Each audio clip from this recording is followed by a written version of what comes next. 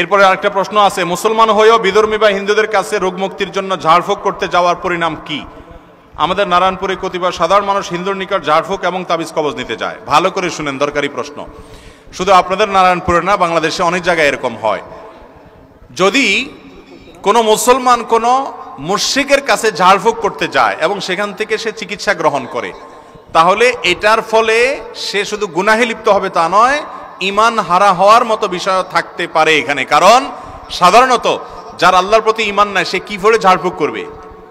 কুফরি কালাম পড়ে ঝাড়ফুঁক করবে, শিরকি কথা বলে ঝাড়ফুঁক করবে, শয়তানের আশ্রয় চাইবে, এরকম কোনো কিছু করবে।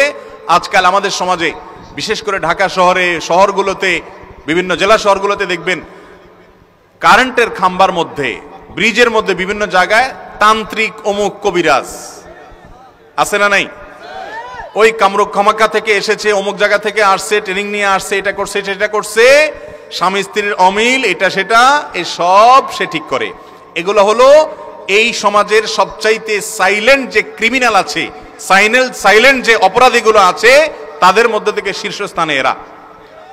আইন শৃঙ্খলা রক্ষাকারী বাহিনীর দায়িত্ব হলো এদেরকে বিচারের মুখোমুখি করা। কারণ খোঁজখবর নিয়ে আপনি দেখতে পাবেন ঘরে ঘরে আজ অশান্তি, স্বামী স্ত্রীর মধ্যে দাম্পত্য কলহ এবং মানুষকে নানা রকম জাদু টোনা ব্ল্যাক ম্যাজিক করে ক্ষতি করা, এগুলা ঘরে ঘরে।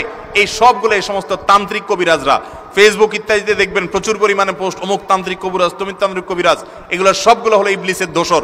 এরা কুফরি কালামের মাধ্যমে মানুষের ক্ষতি করে। অতএব কোন মুসলমানের জন্য এদের আশ্রয় নেওয়া, তাদের কাছ থেকে এই সমস্ত তন্ত্র মন্ত্র নেওয়া জায়েজ নাই, হারাম, এবং এটা ঈমান বিধ্বংসী কাজ। তবে হ্যাঁ, কোন হিন্দু, তিনি ডাক্তার, তিনি তার অভিজ্ঞতার আলোকে বৈজ্ঞানিক ভিত্তিতে যুক্তির নিরিখে তিনি কোনো ট্রিটমেন্ট করছেন, তাহলে সেই ট্রিটমেন্ট নেওয়াতে কোনো অসুবিধা নাই। আমাদের নবী করিম সাল্লাল্লাহু আলাইহি ওয়াসাল্লাম নিজেও চিকিৎসা গ্রহণ করেছেন, সাহাবীরাও করেছেন, মুসলিম অমুসলিম নির্বিশেষে সবার কাছ থেকে গ্রহণ করেছেন। বিধায় সেটা আরেক জিনিস, এটা জায়েজ আছে। কিন্তু কোনো ঝাড়ফুঁক, কোনো কবিরাজ থেকে এই ধরনের সহায়তা নেওয়া, এটা সম্পূর্ণ হারাম। আল্লাহ তাআলা আমাদেরকে বুঝার তৌফিক দান করুন।